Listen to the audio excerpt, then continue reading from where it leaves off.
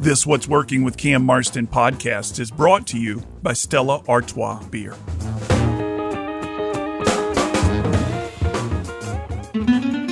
What's Working with Cam Marston is brought to you by Stella Artois Beer. Stella Artois is a perfect beer for celebration. Nothing caps off a big sale, hitting your incentive goals, or a profitable quarter like a round of Stellas. Brewed first in 1708 as a special Christmas brew, today Stella is a gift for everyone to enjoy year-round. Stella Artois. Find it wherever fine beer is sold.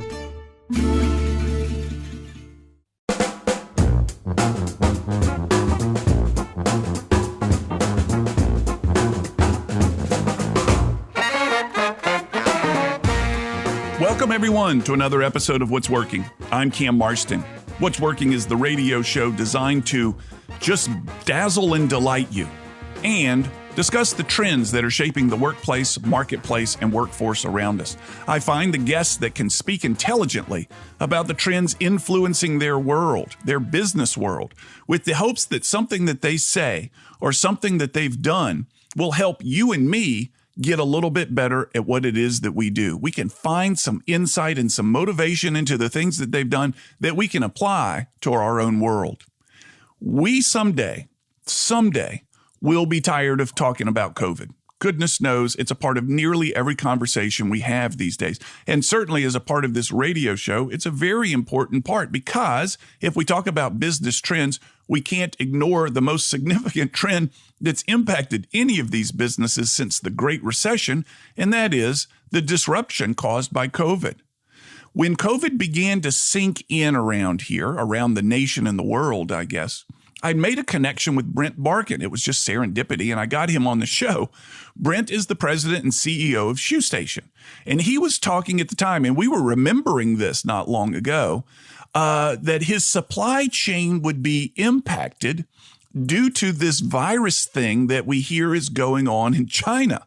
This is long before it hit our shores, that he was saying we're going to have a difficult time getting fashion updates and a spring of 2020 clothes due to this thing impacting China, where they've restricted the movements of the people, they've shut down the manufacturing places, and these are all the places that Brent's vendors create and manufacture the shoes and the clothes that he sells in the 21 shoe stations around the 5 states in the Southeast. And we talked about this, and I'm thinking, and I remember this conversation with him thinking, gosh, I wonder what that's like in China. I wonder what they're going through. It must be dangerous and it must be scary. And Brent, what are you going to do? Little did we know that shortly after our conversation aired, this thing was no longer a regional event in China. It was a worldwide pandemic, and gosh knows we talk about it a lot these days. Well, the stories that Brent shares are of interest to me because as the CEO of his organization, he has to understand retail trends. He has to understand fashion trends. He has to understand supply chain trends. He has to understand management and leadership and safety trends as a part of COVID. And he encapsulates a lot of the expertise that we look for on the show. And for that reason, we're bringing him back. When we come back from break, we'll have friend of the show, Brent Barkin, President, CEO of Shoe Station. You're listening to What's Working. I'm Cam Marston. We'll be right back after this break.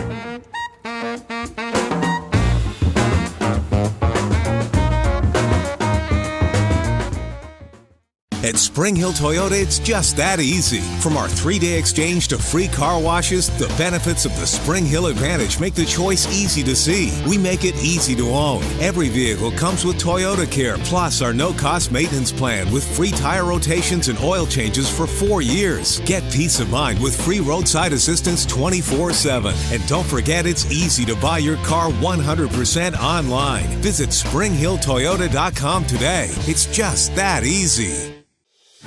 I'm David Nelson, brewmaster and owner of Braided River Brewing. We want beer that goes along no matter where the adventure takes us and that doesn't make us choose between great beer and drinkability. We're drawn to the Delta and united by beer because to us, the best way to celebrate the Delta is to slow down and savor the moments and the beer together. Come visit our tap room in downtown Mobile and ask for us at your favorite bar or restaurant. Visit online at braidedriverbrewing.com. Ever dealt with the headaches of a poorly prepared estate plan after a loved one's death? Probate courts, attorney's fees? Join estate attorney Eric Cromwell in conjunction with Mobile Memorial Gardens at the Southwest Mobile Chamber of Commerce on April 15th, 16th, or the 18th to begin protecting your family with estate planning. The event is free. Estate planning is not for you. It's for your family. Contact Shauna at Mobile Memorial Gardens to make your reservation. If you're a small business owner, you know how important it is to be here for your customers. I'm State Farm agent Allison Horner, and I also run a small business in Mobile. I'm here to help protect your small business. Stop in and talk with me, Allison Horner, State Farm agent.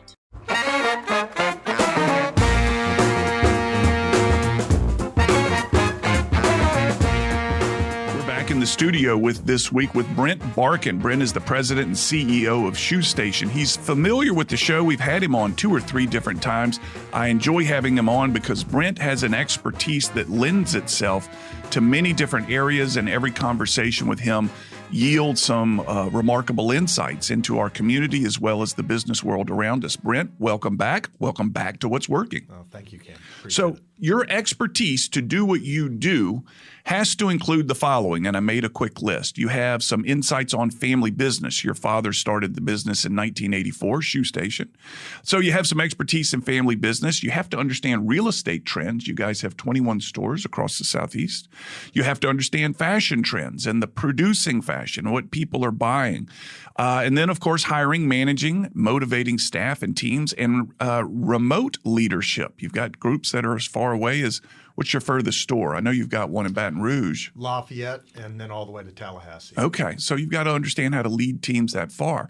So you've got this great bevy of expertise, which is very valuable to us, and I want you to apply that expertise to your predictions of the pandemic reopening or reopening of business in the time of the pandemic. As we're talking right now, Texas announced the mask mandate would be dropped. Mississippi's either has or will very soon. Give me your read on things. Sure, and somebody laughed at me when I did this the other day because I gave a very exact date, and I said April 5th. Yes. And they said, okay, where does that come from? Yeah. And it's not exactly April 5th, but it's right around April. When you look at, and I'm doing it every day almost obsessively, as I'm sure half of the world is looking at the COVID figures. But if you're looking at the rate of people being vaccinated, you're at 10% of the country being vaccinated almost every month. Yeah. And if you look at the percentage of the population that's had COVID and see that as the tip of the iceberg, that the number's really 5 to 9 times higher, you're looking at 2/3 of the country having herd immunity, almost herd immunity by the 1st of April. And that's without even the vaccines ramping up, which they appear to be doing. Tell me about your position as president and CEO of Shoe Station and when you would feel confident saying to the stores, all right, let's drop the mask mandate. That's a tough call, isn't it? That's a little trickier. I think we're going to hold out on the masks a little bit longer. There's just a perception out there. But in terms of the states that we're in, you and I were talking about this just a minute ago. Texas, days ago, announced that basically the masks are done and almost said business as usual. Mississippi, I believe yesterday, and Alabama's making an announcement today or tomorrow. Yeah. Does it mean that, let's say Texas, if you had stores in Texas, you could still have the mask mandate in the store, even though the state has said we're no longer required, you can require it as a private business owner? Well, and I'll be clear, we've never required really for a customer to wear it. We'll post on the door, we will offer masks to customers not wearing them. We've never put ourselves in a position where we were kicking customers out. Yeah. We just didn't think it was our place to do it. It often leads to a confrontation. Most of the people that are refusing to wear a mask are doing it kind of as a source of pride, right, and will kind of push back. So we've never been requiring our customers to. We've required our employees to, and can you believe it, almost 50 weeks now that we've required our employees to wear masks in the stores. And they've been largely, I would guess, compliant to that or receptive to that. I doubt you'd get too much pushback from the employees.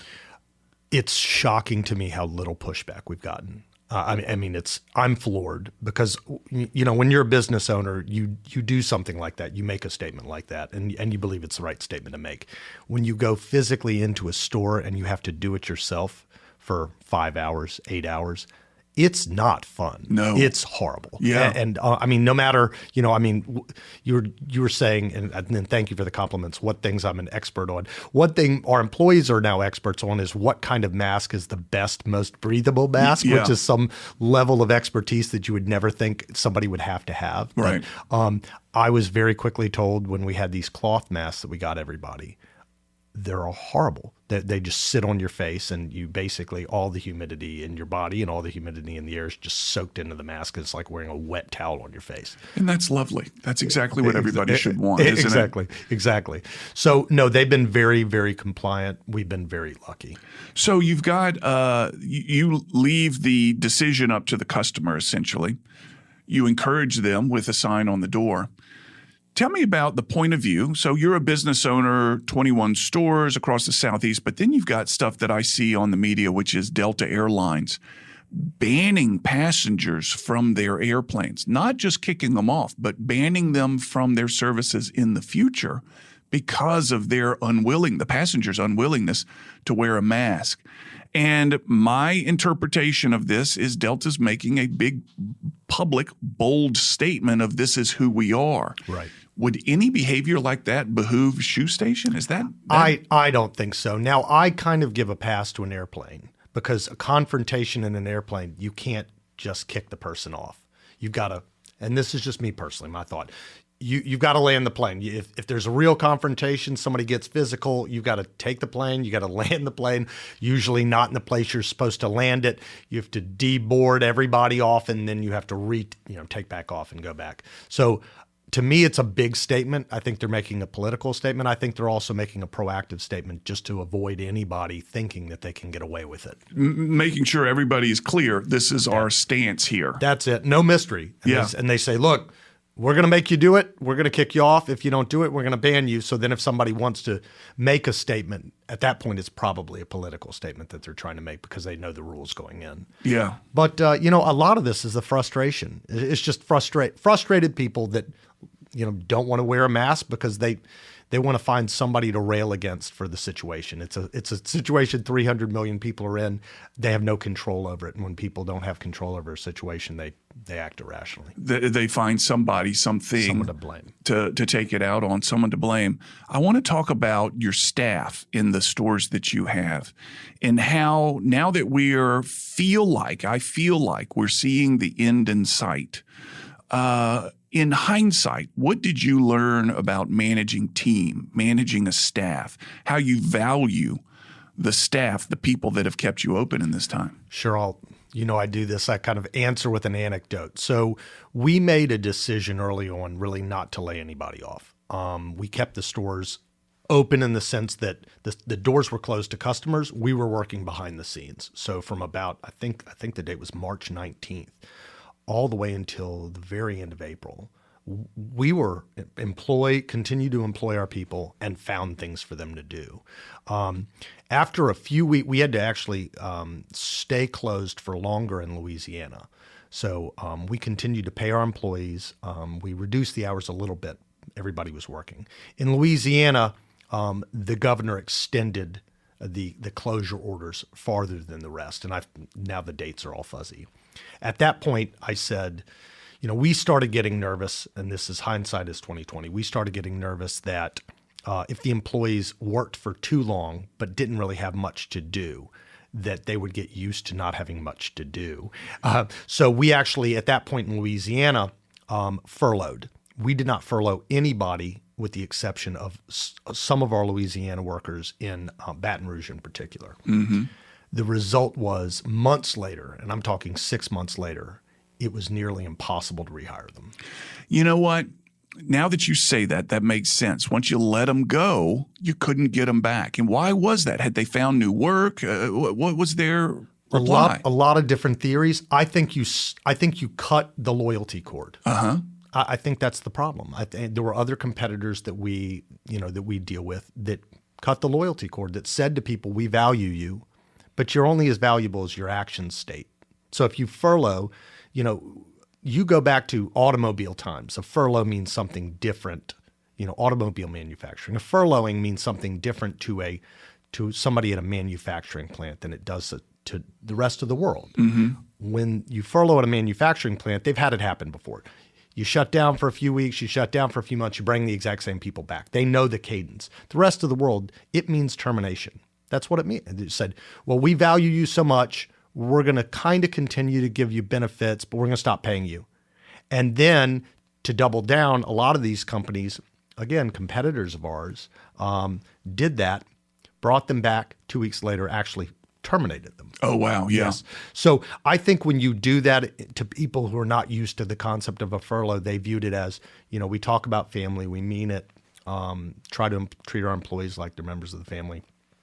If you said to a member of your family, get out of the house, get out of the house for a little bit, they don't react. They think that it's the equivalent of a divorce. They say, you're letting them go, don't come back. We love you. You're important to us, but we want you to leave until an external factor says that you should come back. That's right. Yeah. Even though, we're well financed. Even in the midst of COVID, we got the PPP loan because we had months of payables. We had bought shoes. The shoes kept showing up for weeks after we were closed. So our cash position plunged because, if you're not selling things out the front door, and internet at that point wasn't that wonderful, you don't have any cash left. Even so, we still had a cushion. So the employees know that there's financing behind the operation. They know that things are in general fine. If you make a statement like, they know things are going to be fine eventually, then why are you letting them go permanently? Yeah. So in all of the other stores in all of the other states where we furloughed, where we didn't furlough, we pared back the hours. But we had them continue to work, literally dusting, moving shoes. Almost sounds bad. Not that bad, but moving shoes here, moving them there, moving them back. Just cleaning. We had some of our stores alphanumerically organizing the Skechers, as silly as that sounds, because the manager said, I've run out of things to do. I said, well, do this, set it up this way, organize it in a way that you never could have done before. Yeah. Those employees, I got so many thank yous, how much it meant to them, that they never felt threatened, that they knew even if their hours were cut back, that when things opened back up, that they would come back. We had all of our salaried employees take a 20% pay cut while the time we were closed. Yeah. I said that the exact moment that the majority of our stores opened back up, we go back. I never had a single person complain. So can I assume that turnover outside the Louisiana stores was minimal during the times of the shutdown? Minimal. Yeah. Absolutely. And do you feel like it has increased loyalty as a result?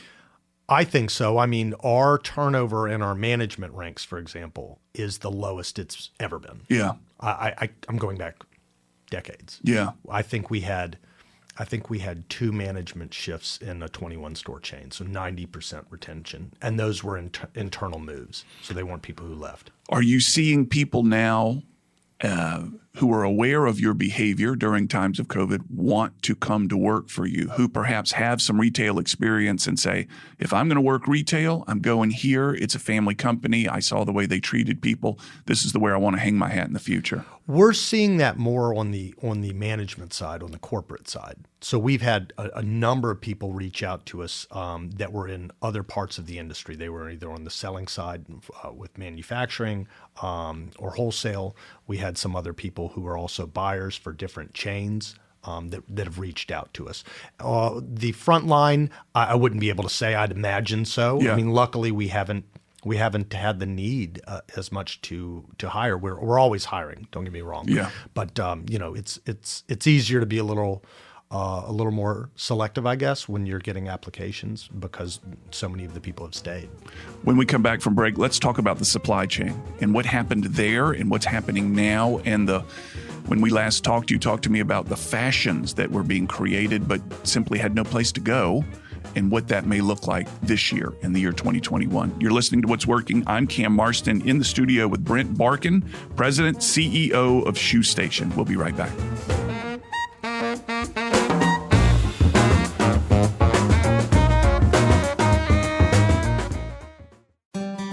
Hi, I'm David Nelson, brewmaster and owner of Braided River Brewing in downtown Mobile. We make drinkable, flavorful craft beer perfect for life on the Gulf Coast. So pick up one of our 6-packs before your next adventure or stop by our tap room for a relaxing afternoon with friends. Follow us on social media for the latest beer releases and events, and ask for a Braided River at your favorite bars and restaurants. Thanks for your support. We look forward to sharing our beers with you. This is Cam Marston, and I'm with Cajun Mike of E3 Termite and Pest Control. Cajun Mike, if a homeowner thinks they have termites, do you offer inspections? What about someone buying a new home? Can you come in and take a look and see if there are termites in their new home? Yeah, basically what we would do on a home above and beyond anyone else is we actually do a thorough inspection. But above that, we will use infrared imaging that will allow us to see problems in the wall and at times can tell us if there's anything going on. That's fantastic, Cajun Mike. How can people find you? They can find me at e3pest.com. That's the letter E, the number 3, pest.com. What's Working with Cam Marston is brought to you by Stella Artois Beer. Now offering the purchase of the Stella Artois Chalice, a beautiful stemmed glass with the Stella logo. The purchase of each Stella Artois Chalice provides 5 years of clean water for someone in one of 13 developing countries around the world. Learn more at stellaartois.com. Stella Artois. Find it wherever fine beer is sold.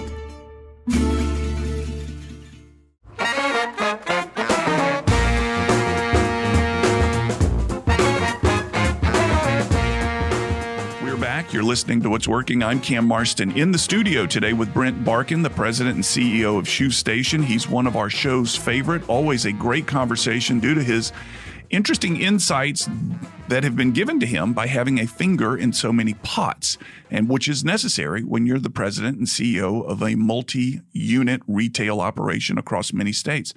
Brent, when we were talking in the spring, I feel like we were talking about the supply chain and the disruption of the supply chain driven by COVID and the fact that there would be fashions and designs that people would be looking for in the spring that never showed up due to the supply chain being disrupted. What ended up happening? It's kind of bizarre because originally, and this goes way back, my concern was more that we would not get merchandise because of this COVID thing in China, not that there'd be a global pandemic. Remember? Yeah, so that it was a regional thing. That it was a regional thing. It was going to disrupt China. We were going to have a hard time getting product. Yeah. Of course, that happened a little bit, and then the world shut down. Right. So now is a kind of a different animal. So what we're seeing is people really watching what types of merchandise they manufacture. So there's, I wouldn't say a shortage because it's probably about trend right for what's in style now, but really a lot less dress merchandise being produced, things that you would wear to events. A lot less things that are kind of, as we talked, high fashion. Mm-hmm. And now it's a world of what they call comfy cozy. So it's athletic, it's slippers, from a apparel, it's, sweatshirts, it's sweatpants.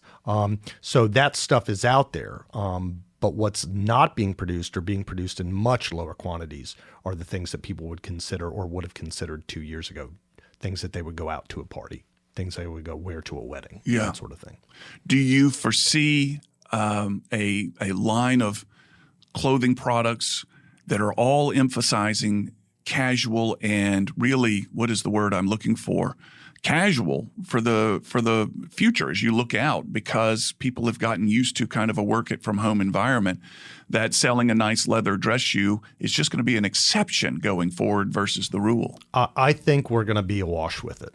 I think the answer is yes, absolutely. Yeah. And you're seeing a lot of pivoting of brands that are not historically known as kind of comfort casual brands that are now becoming comfort casual brands. You're seeing the emergence of brands, Amazon-only brands that are comfort casual brands. I don't have all the names. But I think absolutely. I think you're seeing that. I think interestingly, and we'll get to it later, when the world changes back, how much of that merchandise it is, how ubiquitous it'll be, and how people will get sick of it. Oh, interesting. Yeah, that's my it's my thesis. If I'm right, you'll play it back. That's right. If I'm wrong, if I'm really wrong, you'll also probably play it back. It'll be a greatest hits reel regardless. That's right. So do you foresee a explosion of celebration, of exuberance, of people finally realizing that the pandemic may be coming to a close, and this celebration of exuberance is going to be reflected in new colors, different ways that the clothes wear or look that are reflective of a celebratory attitude of the customer base? Not sure why you have me here. That's perfect. I wish I'd said that. No, that's dead on. That's exactly what I think is going to happen. Now, I'm kind of refining, as we have these talks, I refine a little bit more. Yeah. I think it's going to be certain age groups, especially age groups that may have had relatives affected, older relatives affected by COVID, but themselves maybe were not. They were shut down, but they didn't really see the pain or felt the fear of themselves being infected. I think those people are, I wouldn't say, they've got cabin fever. They're going to go out, they're going to have parties. If 2 years ago you had a party and you invited 15 people, you're going to invite 50 people. Yeah. I think weddings are going to get bigger. When conventions get back up and running, I think you're going to really see a big takeoff. And then, if people have been wearing drab gray sweatpants, fashion reacts and overreacts. So I think there's going to be a big overreaction. I wouldn't say overreaction, maybe counter reaction to what you're seeing now in casuals and darks and grays. And it's going to be all about color and vibrant and, showy.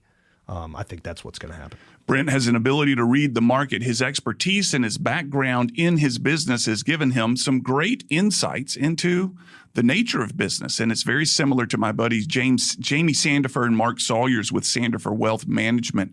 They'll help you as certified financial planners. They have an expertise in the portfolio construction, and they've been doing it since 1982. They give you advice on developing retirement plans, et cetera, that will help you with tax-focused insights. And if you have a plan that you need to roll over, that's their expertise as well.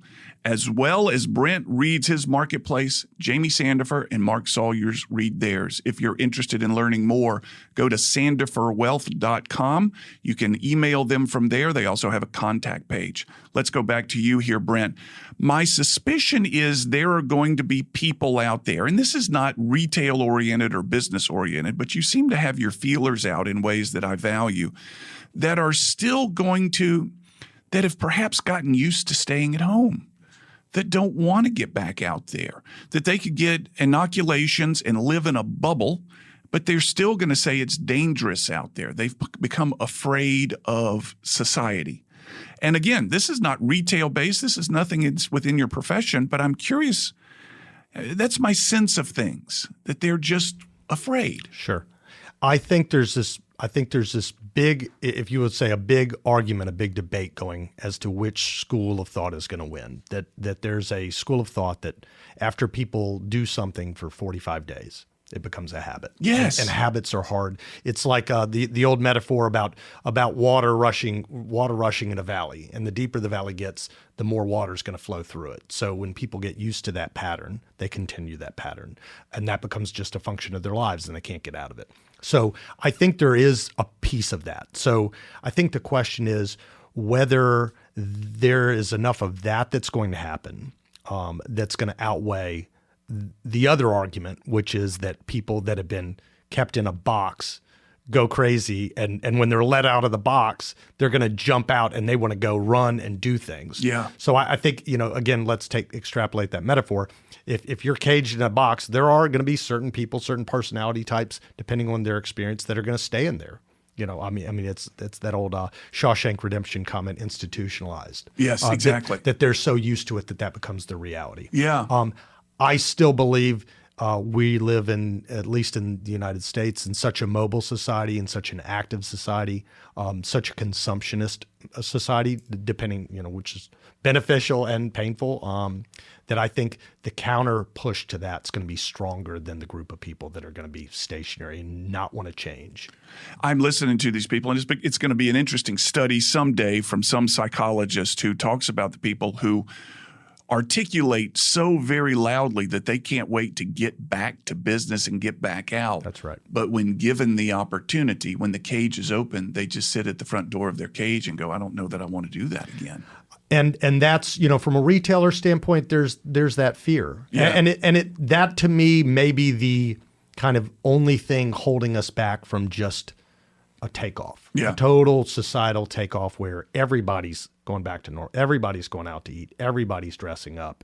Everybody's getting out and having parties and bigger parties and bigger events and work-related conventions Right. are going to go from 0 to not just 100, but 0 to twice what they were. Right. So I think that's maybe the brakes, that are going to be tapped on what's going to be an acceleration of everything else. So if you were to flash forward 5 years from now, what are the lessons you think you will have learned as the president and CEO of Shoe Station that will matter to you 5 years from now? You talked a little bit about the loyalty, what furlough taught you. What else? That's right. The loyalty piece, I think, is a big one. I think, as my father used to say, you got to keep your powder dry. So, we are known, anybody who comes into our stores, we have inventory. We are not very ashamed about how much inventory we have. We built these shelves, we filled the shelves, and then we started sticking stuff on top of the shelves.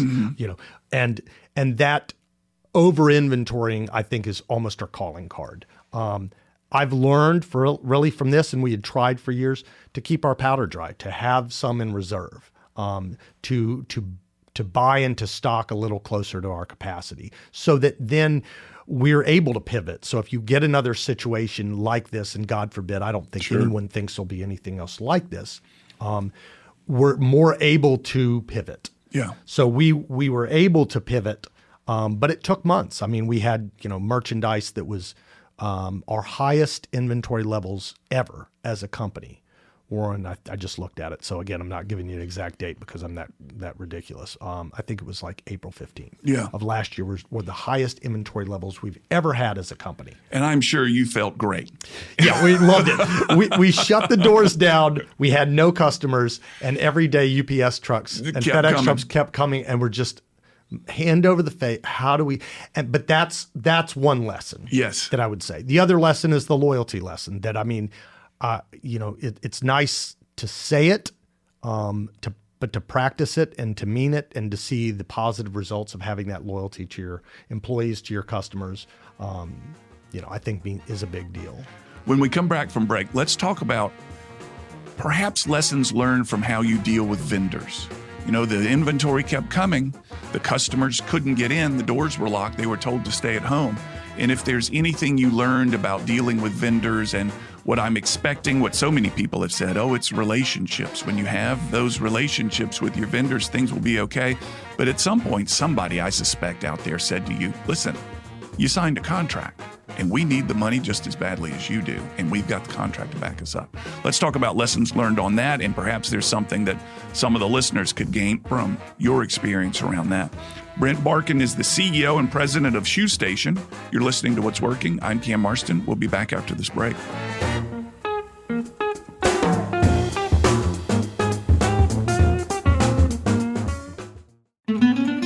What's Working with Cam Marston is brought to you by Stella Artois Beer. Stella Artois is a perfect beer for celebration. Nothing caps off a big sale, hitting your incentive goals, or a profitable quarter like a round of Stella's.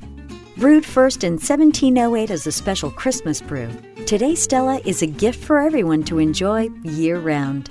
Stella Artois. Find it wherever fine beer is sold. This is Cam Marston with Cajun Mike of E3 Termite and Pest Control. Cajun Mike, houses on pilings can have termites eat their way up inside the piling and enter the house. The homeowner never knows about it, but your company offers protection. Tell me about that. Yeah, Cam. Basically, what we have designed is a program, and what we do is we will actually drill to the center of the pilings and put a product in the center that will stop the termites from coming up into the home. Stucco exteriors as well? Correct. How can people find you, Cajun Mike? They can find me at e3pest.com. That's the letter E, the number 3, pest.com. Think about your home. What do you see? Do you just see 2 stories or the stories of your toddler's first steps? Now think about your car. Do you see an odometer reading or your kids reading in the back seat? Other insurance companies just see a house. They just see a car. But a State Farm agent sees what your home and your car really mean to you. So why not give them the protection they deserve? You can reach me, State Farm agent Allison Horner, at AllisonHorner.com.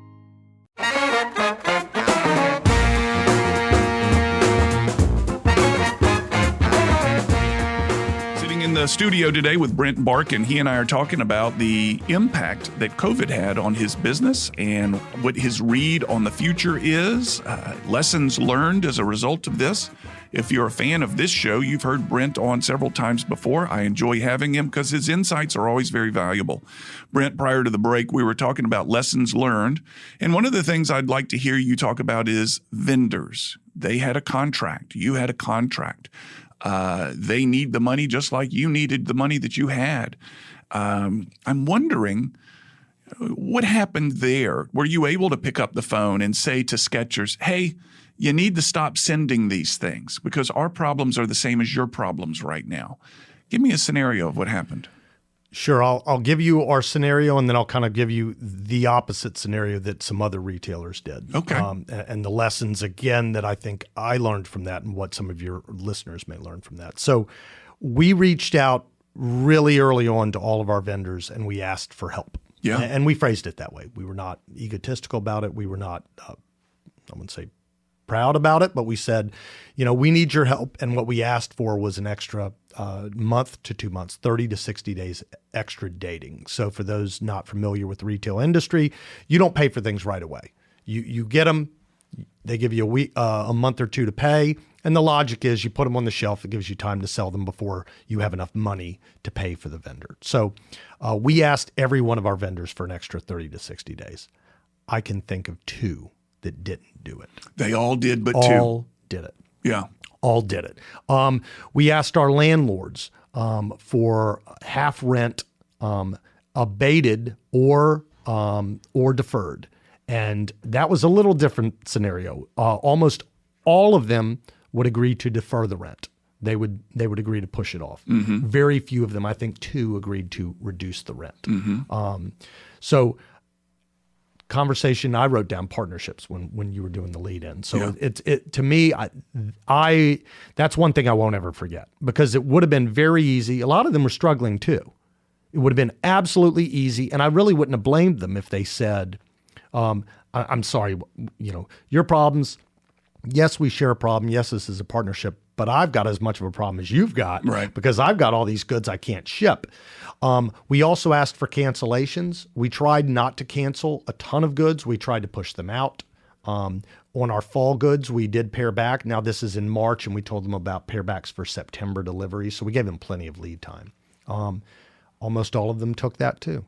And I would say understanding and flexible, I was floored as to how many people were doing it. Now, I don't know if you know game theory. There's people that that realize that this is not and Simon Sinek talks about the finite game versus the infinite game. Mm-hmm. A lot of if you look at it cynically, you would say, well, these people knew they'd have to deal with you again, so they could make a stand now, and then you turn your back on them. And so, but a partnership is really that sort of thing that's played out where you're not keeping track, where you're saying, we're in this together.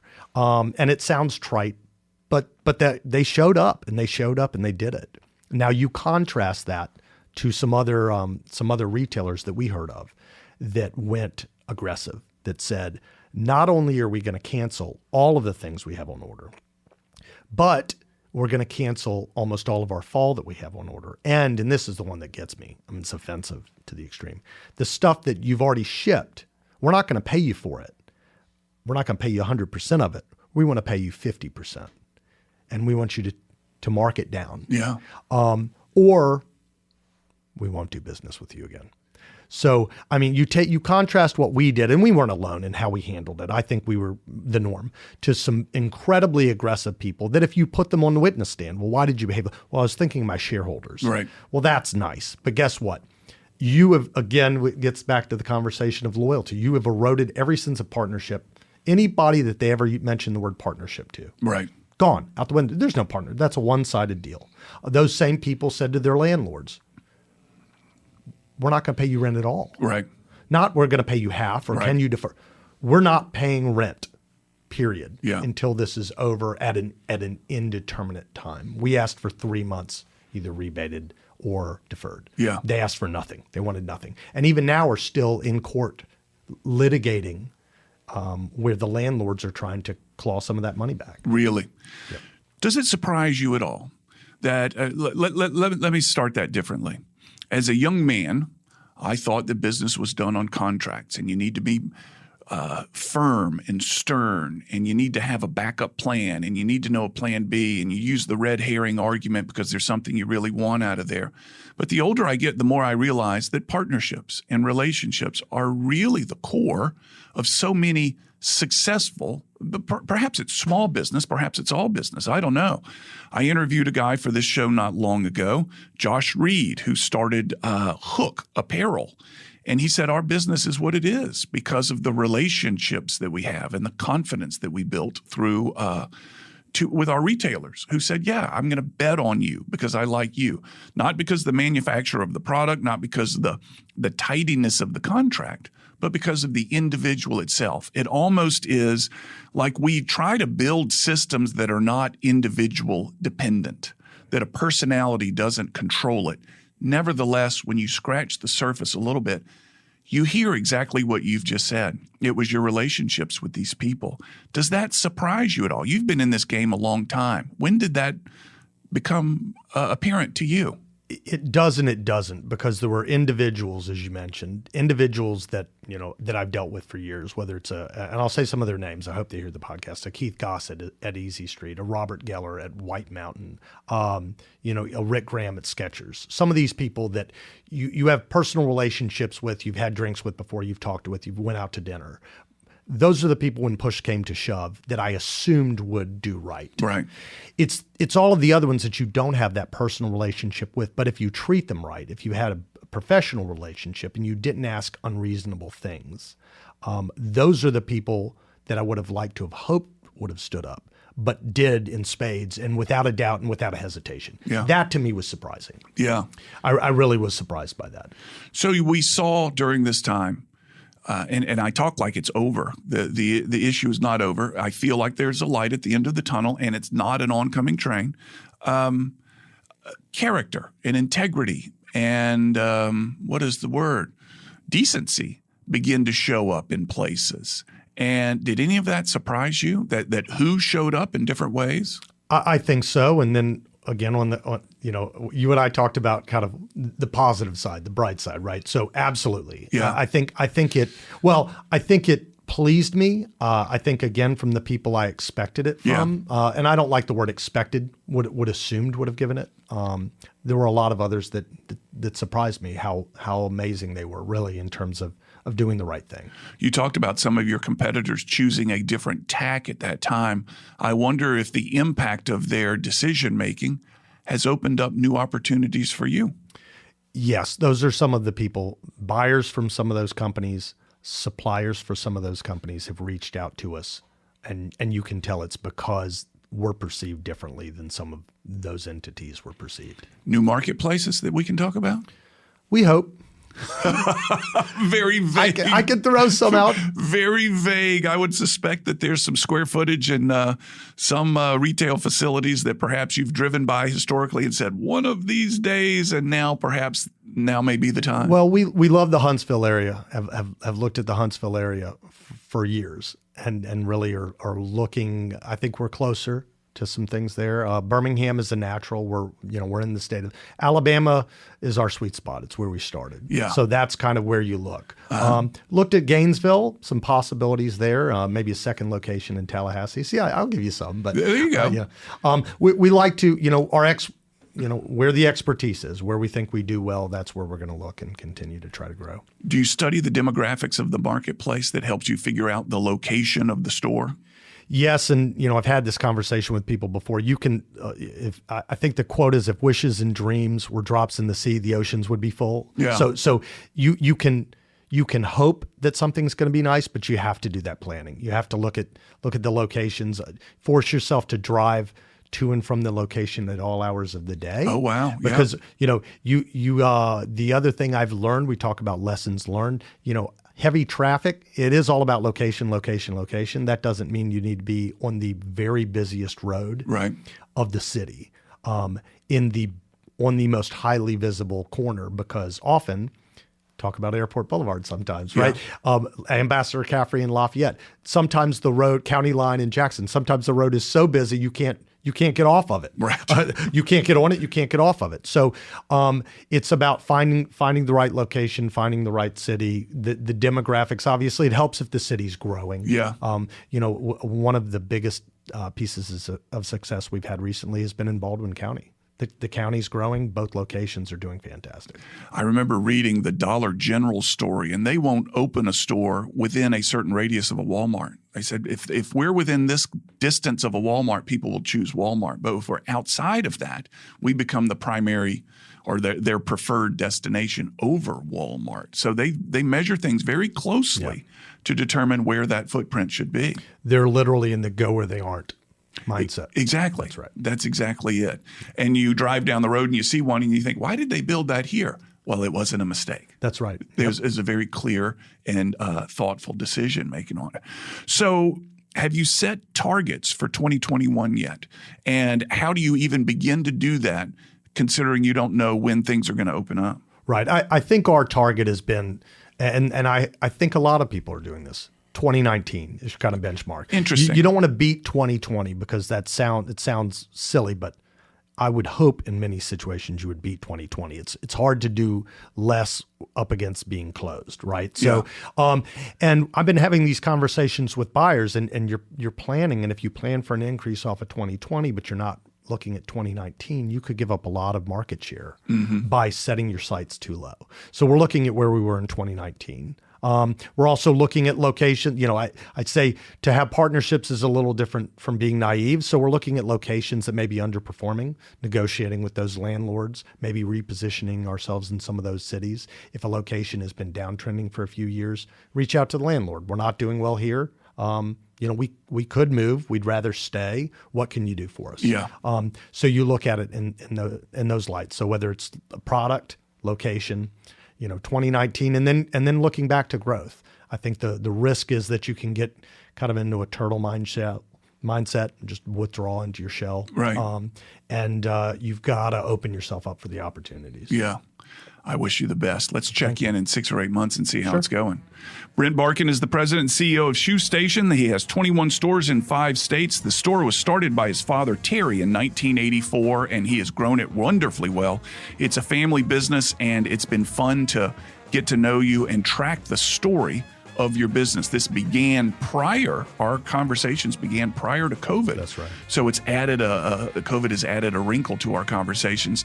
That's been a difficult time, but an interesting conversation. I appreciate you coming in. Thank you. Thanks as always. We'll be back after this break with final comments.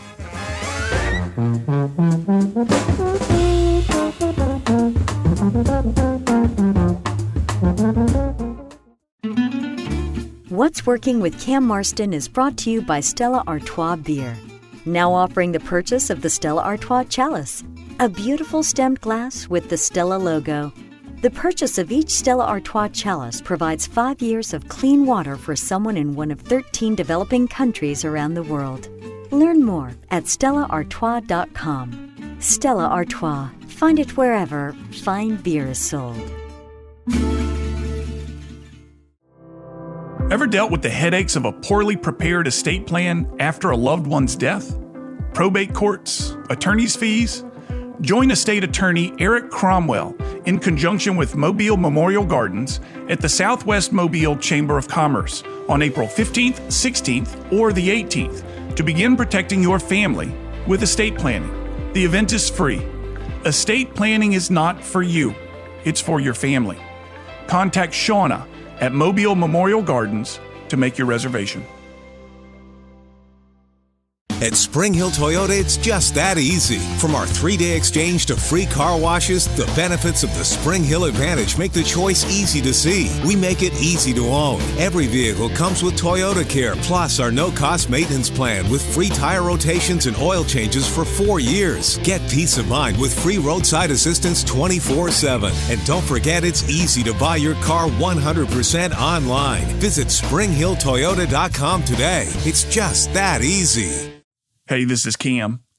Thanks for listening, and I hope you're really enjoying the podcast. Do me a favor and search for Cam Marston on your social media outlets and like us or follow us or whatever is the right thing to do. Also, if you know others who'd benefit from the podcast, please forward it on to them and encourage them to listen. If you're so inclined, we'd love your rating on Apple Podcasts or wherever you get your podcasts. Those ratings matter. Finally, don't be a stranger. Email me with your comments, your feedback, your thoughts, your show ideas, whatever. Cam, C-A-M, at cammarston.com. I'd love to hear from you. Again, thank you very much for listening. Now, back to the show.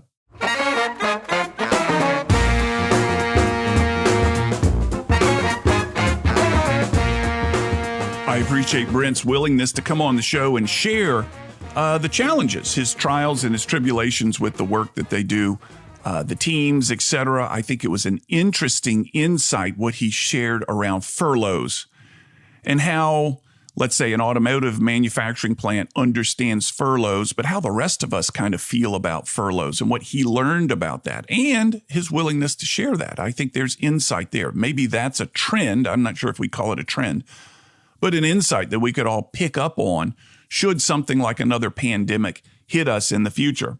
I also have to say that I've enjoyed knowing him.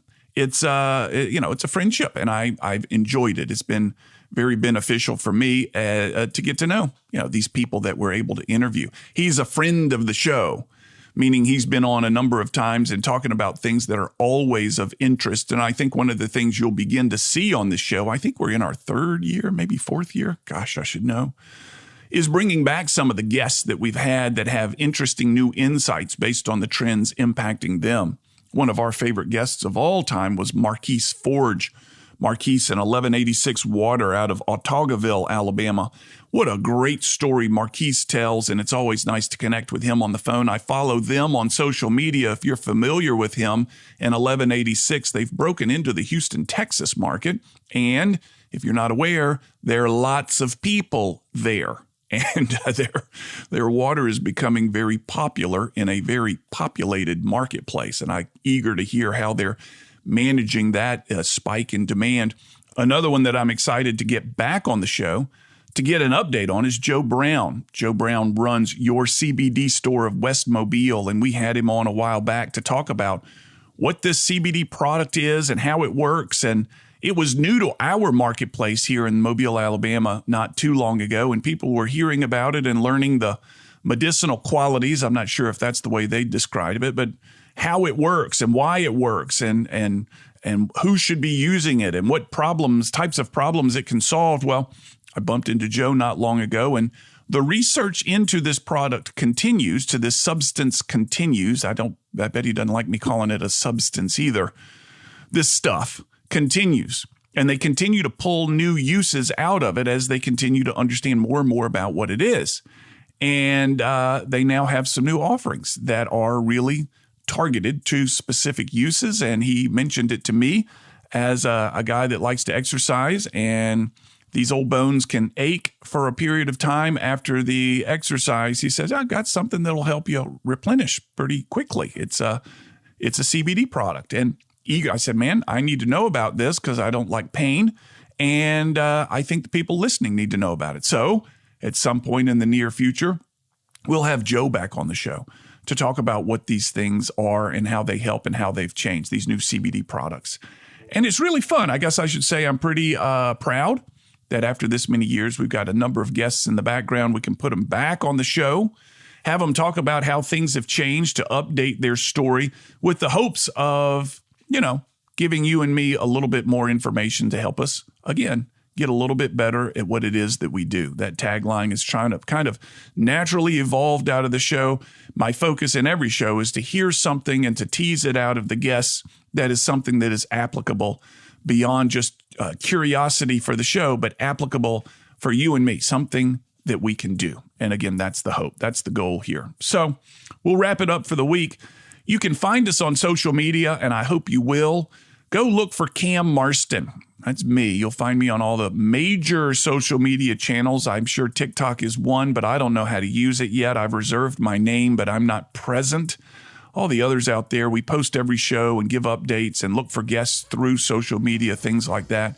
You can find this podcast available on your favorite podcast sites. Go in, enter What's Working with Cam Marston, and you can get a list of all the shows. And if you are using one of the podcast sites that asks you to rate us, please do and give us a favorable rating. That's always very helpful. The show is produced by John Thompson with Eye on Digital. Tune in again next week, folks. We'll have a good show. Have a good week, everyone.